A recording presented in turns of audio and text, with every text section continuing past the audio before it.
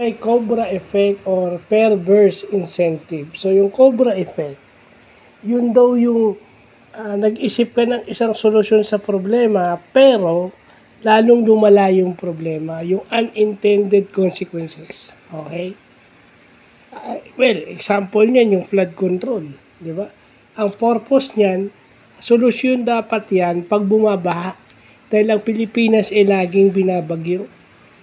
Pero ano nangyari? Imbis na makatuloy yung flood control, lalong marami ang binabaha for unintended consequences. No? Pero hindi mo masasabi na unintended consequences yan. Usually unintended, hindi sinasadya. Pero meron din sinasadya. Lalo na pagka corruption, diba? Thinking traps. Yan yung sinasabi na yung mga thinking traps na yan, kailangan medyo pag-iingatan natin. Pag nag-iisip tayo ng problema, dapat titingnan natin yung unintended consequences, yung kaya nating kontrolin.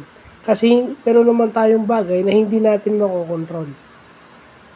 Yung part natin hindi yung part ng ibang tao. Di ba? So, yun lang po.